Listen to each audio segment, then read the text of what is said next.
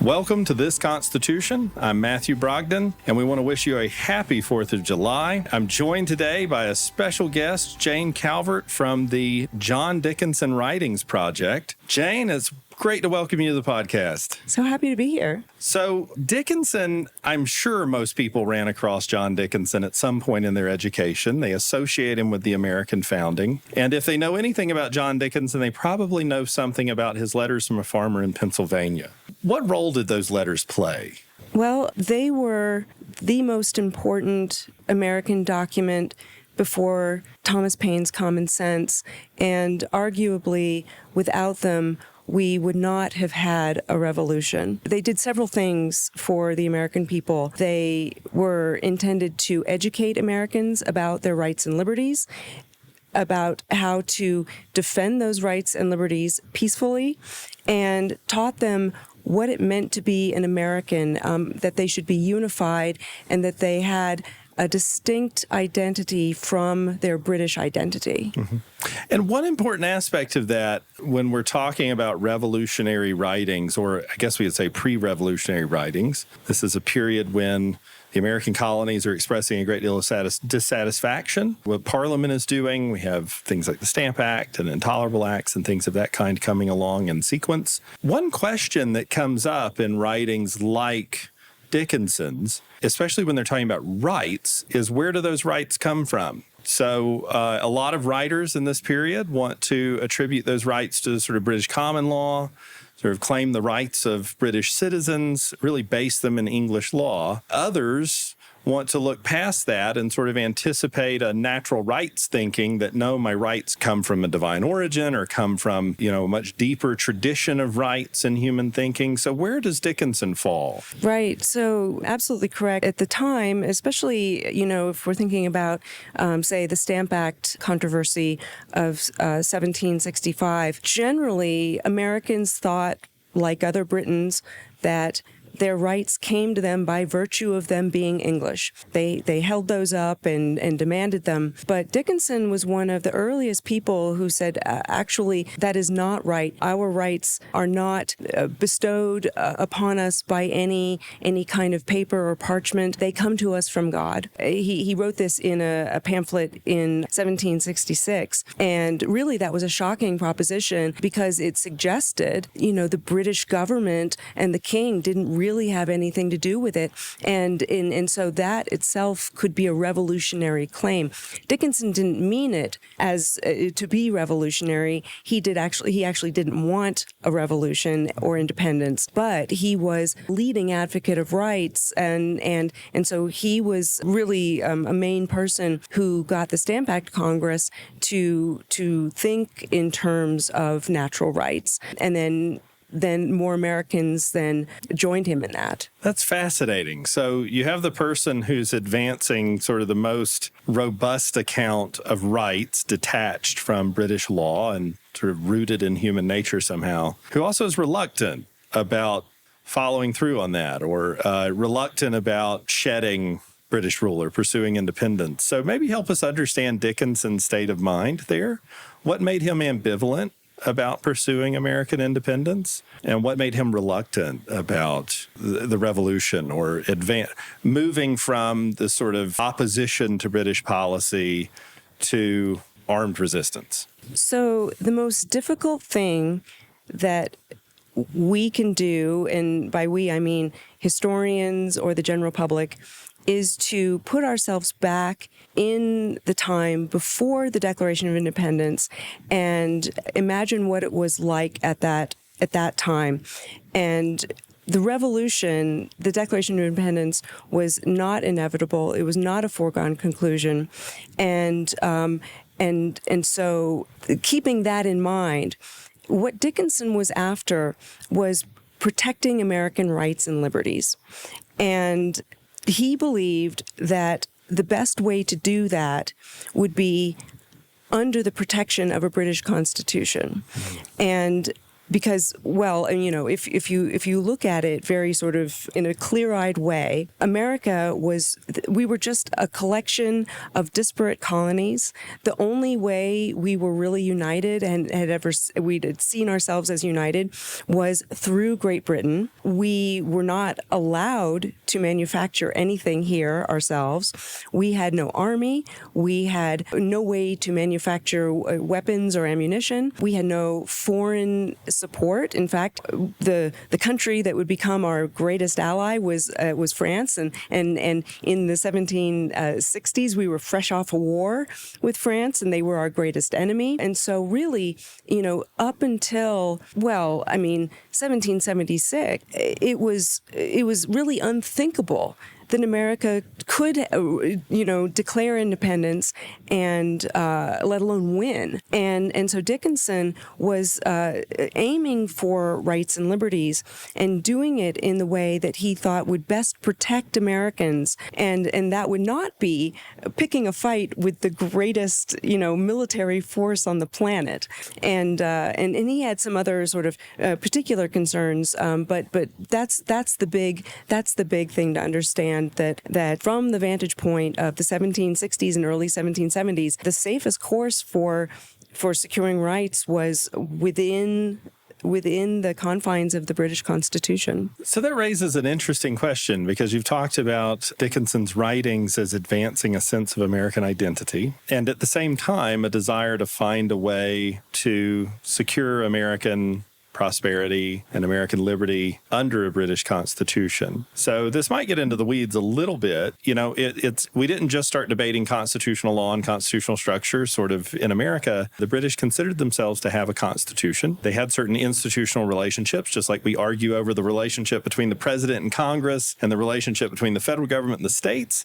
There was a sort of constitutional debate over what are the status of the colonies in the British form of government within the British Constitution, small c Constitution. And that too, like disputes in America now raise, with all of our fragmented power and institutions, raised questions about the relative control of the Crown and Parliament. So how did Dickinson think about that? What did he see as the appropriate relationship, Parliament, the monarchy, to the American colonies? What would he wanted to have seen as the arrangement that he thinks will secure American liberty and prosperity? Basically, he was someone who believed that under no circumstances could Parliament be legislating for the colonies, because, of course, the colonies were not represented in Parliament, and there couldn't be any legislation without consent. But he did believe that there could be and should be a situation where Britain regulated American trade. That doesn't mean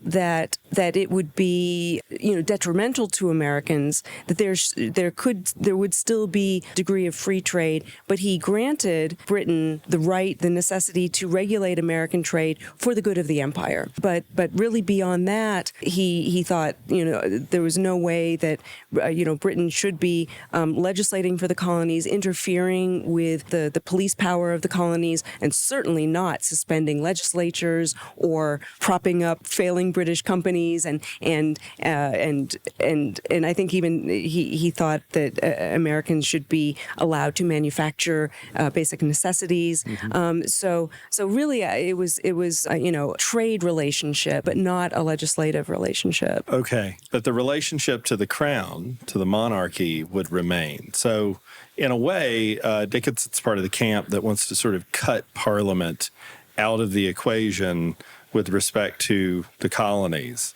so that Parliament just sort of makes laws for their external affairs, and then the Crown would have this sort of responsibility over the colonies as a chief executive. I mean, was that the way they thought about this at the time? Not as a chief executive. That's more sort of a modern understanding.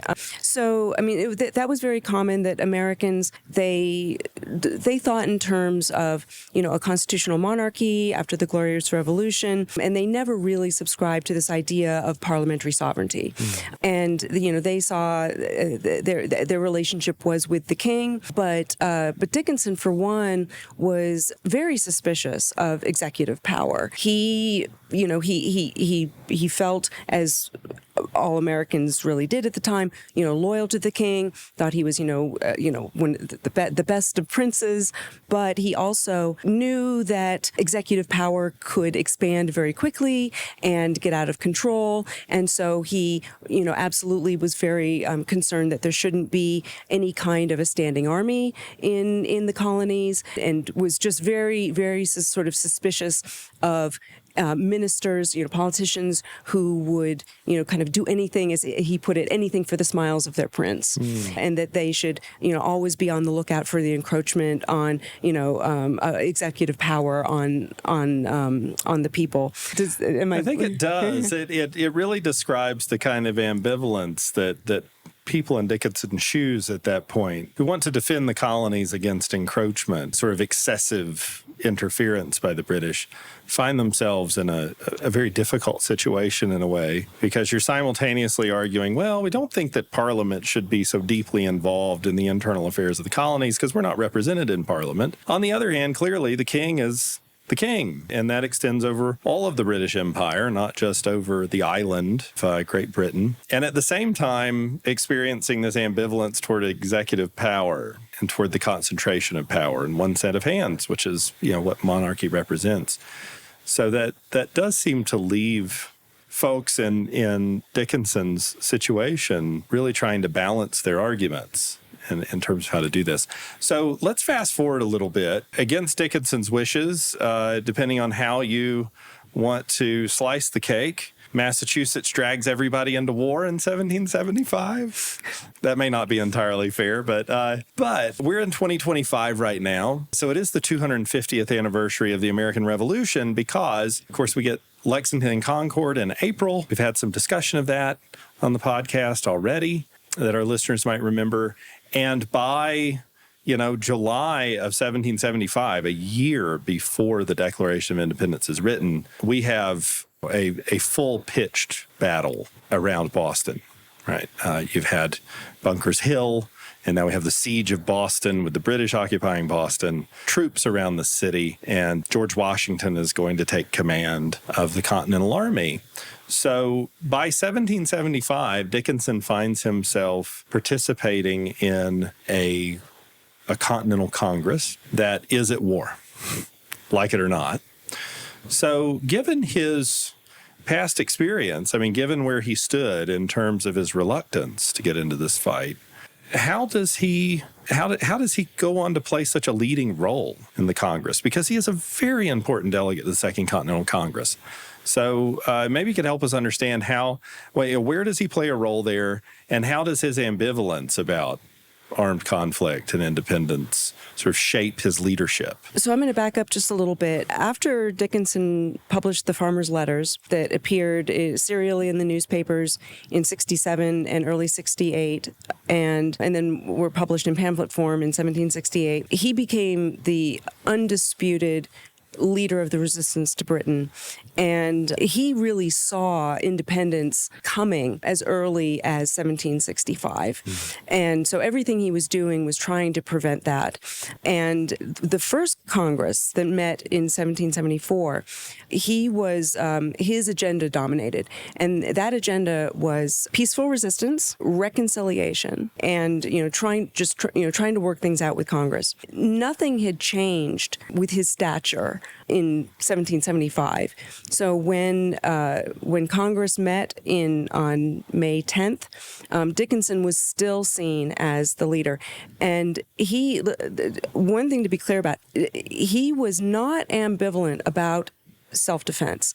He had always been, since he was a young man, a proponent of a strong militia. And so at that point, he'd already began forming the 1st Philadelphia Battalion of Associators.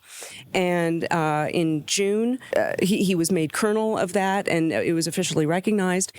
So when Congress met, after shots had been fired, the first thing it might have been Richard Henry Lee, asked, what are we aiming at here anyway? Are we aiming at independence or reconciliation? And at that point, John Adams piped up and he said, Parliament has no business legislating for us, but loyalty to the crown is what we owe. So John Adams, proclaiming himself still a loyal subject of the crown. So then Dickinson put forward three. He said we can proceed in one of three ways. We can write another petition. They had written a petition in 1774. Dickinson had written it.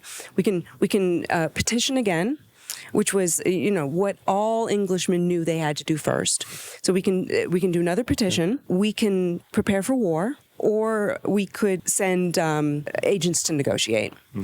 And they debated these, and it was unanimously decided that they would write another petition, unanimously decided that they would prepare for war, and the motion to send agents to negotiate passed. Then other people tried to write these various things, but the results were unsatisfactory. So Dickinson stepped in and he wrote what was called the Olive Branch Petition, and it was a very humble plea to the crown to intercede on their behalf with Parliament and to basically save them from Parliament. It was very humble. It made no claims. It demanded no rights. It was just a plea for help. Then Thomas Jefferson had drafted a version of what became called a Declaration on the Causes and Necessity of Taking Up Arms.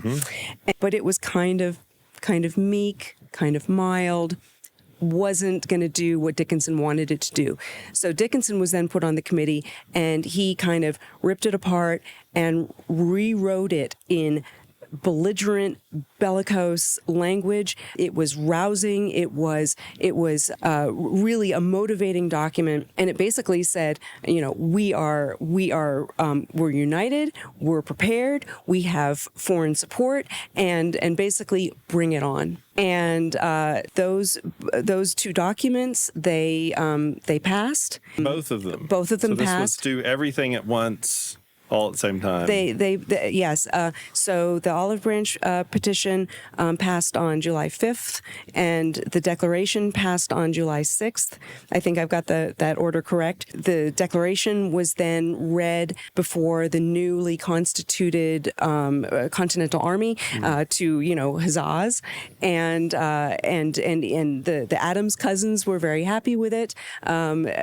John Adams he said something like, "Oh, it had some mercury in it," and that this may actually kind of put the fear in them. And that was Dickinson's goal with the Declaration, was to, as he put it, produce such apprehensions in the British that they would think twice about coming over here. It was just like, if you ever seen a couple of cats before they're about to fight, they puff up to several times their size and they shriek at each other. And that's because cats have such deadly weapons that they will more or less kill each other if they engage. Right. So they try to avoid that. So that's what Dickinson was doing. And with the Olive Branch petition, was it to pin you down on the declaration of the causes of taking up arms? Does Dickinson's draft of that, or the eventual version of it, mention independence? No. So it's just meant as a deterrent. Yes. So it's meant as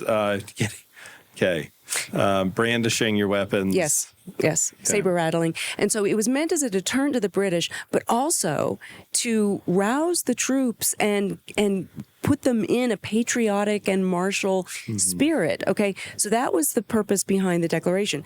And now the Olive Branch petition has gotten sort of a lot of shade cast on it over the years. And people think, how could they have been so stupid to think that because of course the king wouldn't even entertain it. He didn't even read it. It was just sent away. But Dickinson didn't think, I think he hoped it would work, but he knew that it wouldn't.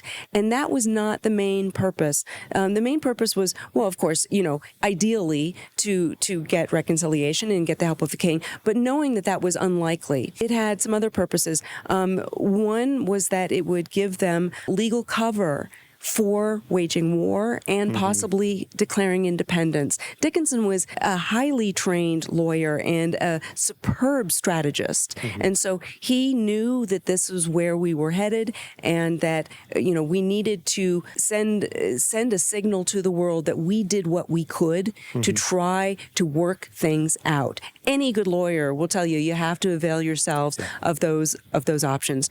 But maybe more, at least as important as that was, it was to buy them time to prepare. And because despite what he said in the Declaration, really nothing he said in the Declaration was true. We were not united. We did not have, a competent army. We did not have manufacturers. We had no foreign support. But we needed time to get all that stuff. And so another petition, would buy us time. And even John Adams recognized that. He said, well, we kind of had to do it because we need time to prepare. And so what Dickinson did when Congress disbanded was he got to work preparing. And there was a time in the fall of 1775 where Dickinson was really the most powerful individual in the colonies, because even though he was only the colonel of this one battalion, he actually had control over the entire Pennsylvania militia, which, I don't know what the numbers are, but I think it's not unlikely that the entire Pennsylvania militia contained more men than Washington presently had under him in Massachusetts. And so Dickinson was also on the Committee of Safety, where he took the lead on rooting out traitors and determining their punishment. He was writing military policy. And then when it looked like New Jersey was going to try to cut a deal with Britain on the side and kind of acquiesce to some of their demands, Congress dispatched Dickinson to go and lecture the Assembly and to get them to stop that. And so he was stepping up preparations for war. He was holding back another colony from trying to acquiesce to Parliament's demands, and kind of doing everywhere all at once, doing things to make sure that Americans were staying united on this course. He was a busy man. Very busy man. So that takes us through the fall of 1775. And I think when the Continental Congress meets early in 1776, or whenever they come back together in 1776, sometime in the spring. It was early 17. It was January. It was January. So then January or February. Then we're sort of in the session, in the on-ramp to the Declaration of Independence. Eventually is going to come in July, and Congress is debating a number of really important questions. They're really, at least as far as I can sort of characterize the thing, Congress has really got three related issues in front of them, in addition to the military problem. They are fighting a war, but they have to answer the question of international relationships, diplomacy. Are they going to seek relationships with foreign countries, and of what nature? Military, commercial, because that would suggest taking on some of the forms of independence. What is the relationship between the colonies, which will be states at some point? And that's wrapped up in the question of what's the status of the Second Continental Congress, because they're representatives of these various political bodies. What in the world are they? If they're not independent states, what authority does Congress have? Of course, then put directly, once you've sort of confronted those two things, there's the question of independence itself. Can you answer the question of diplomacy or the question of sort of federal union or the authority of Congress without answering the question of, are we, as the Declaration eventually put it, free and independent state? How does Dickinson come down on these things? I mean, Congress gets back together, fighting the war. Is he still resistant to the idea of independence? Well, okay, so one thing I did not mention in the fall of 75, which I should have, one of the last things he did was, and this was as John Adams was, kind of starting the business of helping colonies shift their governments from colonial governments to Republican governments. Dickinson, he, as a member of the Pennsylvania Pennsylvania Assembly, he wrote the instructions to the delegates to Congress saying, under no circumstances should they vote on anything that would lead to independence. And when he wrote those, just a few days before he wrote those, there was sort of a battle of petitions to the Assembly. And there were Quakers petitioning against having to support the militia because they were pacifists. Mm-hmm. And then there were radicals writing petitions to protest the Quakers getting out of, supporting the militia. But those radicals, as they were protesting Quakers getting out of supporting the militia, they were still stating their support for the monarchy. So Pennsylvania at this time, the majority of people still were not in favor of independence. Okay, so those instructions were still in place come June 1776. Before any declaration of independence could happen, Dickinson had to remove those instructions and replace them with new ones. And so I think what happened was that he signaled that he finally was, seeing that independence was going to happen. He agreed to rewrite those instructions. Then Richard Henry Lee motioned for independence. And then the next day, Dickinson presented the new instructions. And they did not say to vote for independence. They basically said the delegates can vote their consciences. Okay. A real legislature. So then, to your question, it's a good one. Dickinson, had been seen as, the leader of the resistance, and it's, historians, we don't like to sort of indulge in counterfactuals, but it's pretty clear that if Dickinson had been in favor of declaring independence, he would have written the Declaration. He'd written everything else. He wrote most of the documents for the first Congress. He'd written them for the second Congress, but of course, that wasn't going to happen. So that was the committee for the Declaration was one of three key committees. The other two committees spoke to the other two issues. How are the states going? The would-be states, how would they relate to one another? And what about foreign diplomacy? Well, so Dickinson was on those two committees, and so he drafted then the Articles of Confederation, and among other provisions, the first key one was that the states would be subordinate to the central government. And then he added other things in there, like a religious liberty clause that would, at least, freeze religious liberty or religious toleration where it was in all the colonies. So at least dissenters couldn't lose any rights, once independence was declared. You can't be any worse off afterwards than you were under the British. Exactly. Okay. Yeah. And his main concern there was the persecution of Quakers. And then this next thing is actually a relatively new discovery, from my work on the John Dickinson Writings Project. So the other one was the Committee for a Model Treaty. And so the committee was charged with basically drafting a plan of treaties that could be used for foreign treaties going forward.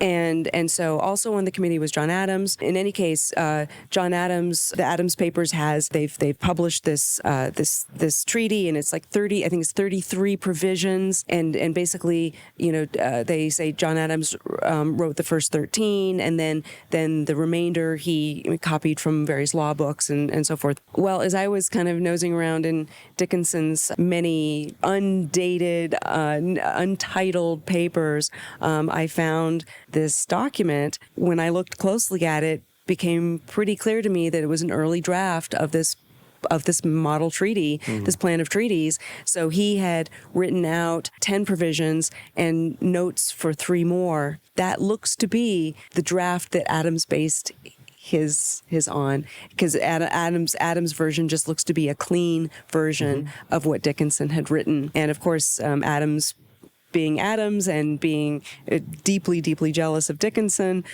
certainly would not have divulged that Dickinson had actually been the initial author on those. And then that model treaty basically became the blueprint for American foreign policy up until World War II. So it is a shame in a way that when we think about the Continental Congress, we often think about the Declaration of Independence and the conduct of the war, but forget some of these other crucial things that are happening and don't really happen, as you point out, in sequence, but actually kind of happen at the same time concurrently. Yes. So when Congress appoints a committee to draft a Declaration of Independence, you can go look at the listeners could go look at the Journals of the Continental Congress, Library of Congress website, or somewhere like Quill Project or something. If you look in those entries, you'll see that the same day they appoint the committee to draft a declaration and appoint 5 members to it, they appoint 2 more committees. Yeah. One for a plan of union, or Articles of Confederation, as they come to call them, and the other for these, figuring out what should treaties and what should our diplomacy look like with foreign countries. And so it is really quite consequential that Dickinson is playing such a leading role in those other things, not least because while the Declaration has certainly become a kind of organic law for Americans, a kind of creed, a very important thing for Americans in terms of our political culture, and maybe, depending on who you ask, a sort of feature or constituent part of our legal or constitutional order. It didn't really have that kind of status at the time. No. What was much more consequential in terms of the actual policy and conduct of the government was going to be these questions of union and diplomacy. So very important to recognize that Dickinson's really taking a leading role in those things. So when we think past the Second Continental Congress and into the new Union, I mean, once that all transpires in the summer of 1776. We then have an armed conflict that's going to last 7 years. I mean, the Revolutionary War was longer than World War II, for Americans anyway. It was a long war. So we've got 7 years at least, and then some. And, of course, it's going to be another 4 more years past that to the drafting of the federal Constitution. And then a few years past that, we actually get an operating federal government under the new Constitution that displaces the Articles of Confederation. So what is Dickinson's statesmanship and life like after that point? Yeah, well, so conventional wisdom is more or less suggests that he just sort of faded away into oblivion. But in fact, within days after the Declaration of Independence, which he abstained from the vote, he gave a very eloquent speech against it. But then, knowing it was going to go forward, he wanted it to be unanimous, so he abstained from the vote and he did not sign it. But then he joined it. He led his battalion to the front to meet the British, and then he was immediately, when he came back from the front, he was voted back into the Pennsylvania legislature. He did not stay long there because he resigned his seat in protest because they refused to amend the Constitution. He then went home to his plantation in Delaware, and he did 2 things then that were extraordinarily unusual. First of all, he freed all of his enslaved people, and it was a conditional manumission at that point, but then he later freed them all unconditionally in 1781 and 86. By 86, they were all free. And then he enlisted in the Delaware militia as a private, which was unheard of for a gentleman. He could well have been the wealthiest man in America at that point, and he joined up as a private and to serve his country. And then he went on to serve as the president of Delaware, then the president of Pennsylvania for a while simultaneously, and he just navigated an astounding array of crises as president of Pennsylvania. I mean, there was a civil war, there was a secession by one of the western counties, there was a mutiny or a potential mutiny by Continental soldiers, there was a diplomatic crisis, and again, he was one of the most powerful men in the country because as president of Pennsylvania, he was also president of the Pennsylvania Judiciary, which was serving as the United States Supreme Court. So he had just a remarkable, his power was limited because he was the president of an executive council. So it wasn't any kind of unitary executive, but nevertheless, he had an incredible amount of power at that time. And then after that, he was the chairman of the Annapolis Convention that met to discuss amending the Articles of Confederation because the version that was ratified bore no resemblance to the one he'd written.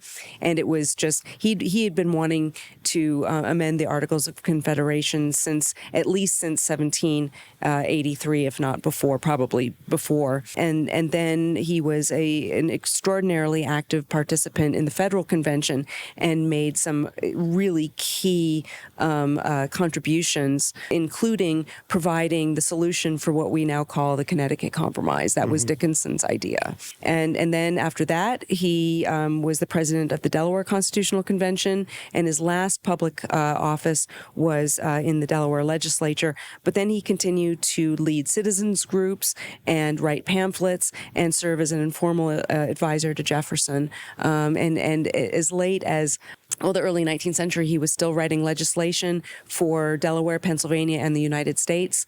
And in fact, people kept coming to him through all those years and begging him to stand for office again. And he refused all times but once. And in the fall of 1807, after the Chesapeake Leopard affair, and he allowed himself to be convinced to stand for office again. And he did not win election because he was a Republican in Federalist Delaware. So he didn't. But that's probably for the best because he died 6 months later. So, but right up until the very end, he was as active as could be. It sounds like we could spend 3 more episodes on Dickinson's political career. Indeed. Well, it certainly is the case that as we look at his absolutely unrivaled leading role before the Revolution in framing up the way that Americans thought about their opposition to British policy and thought about themselves as Americans with a distinctive political culture, conception of political right and just government. While he didn't sign the Declaration of Independence, he certainly exerts what is an almost unparalleled influence in the Continental Congress. And as we've said, just because he withheld his pen from the Declaration, he didn't withhold his hand from aiding in the winning of independence. Right. He actually plays a quite active role there, both in the government and with respect to its military service. And we do sometimes forget that he is a member of the Constitutional Convention, the Federal Convention 1787. And he does play a quite important role. Delaware is, of course, heavily invested, the Constitutional Convention succeeding and this new Constitution succeeding, because as your note about serving simultaneously in Pennsylvania and Delaware, there was some ambiguity about whether Delaware really was its own political entity, right? I think there were some folks in Pennsylvania who thought it was sort of part of Pennsylvania. Well, it had been. Yeah. It was it did not even have its own name. It was called the Three Lower Counties on Delaware, and it was it was owned by the Penn family up until 1776. Yeah. And so when the Constitution was very Tory-ridden. That's right. Well, and very eager to ratify the Constitution. Which is largely owing to Dickinson. They barely, I don't know how long their ratifying convention met, but I think it was about a minute before they said, yes, that's about right. We want this Constitution. This is perfect. Yeah. So it's good that we've been able to recover a more comprehensive view of Dickinson's contribution to the founding. And indeed, by any test in terms of, which of the key episodes in the founding of the American Union did a person participate in and contribute to, there doesn't seem to be many other figures that can boast this kind of career at the center of the American founding, at the center of the key moments of the creation of the American Union. the American Republic. So thank you for helping us understand that. This has just been a lovely conversation. I've learned so much. I hope our viewers have. I hope so too. And if they would like more, they can pick up my new biography of Dickinson, Penman of the Founding. And I have to say that I learned a lot from writing it. I had no idea how ubiquitous Dickinson was until I wrote that. So hopefully your listeners will find it also enlightening. I'm sure they will.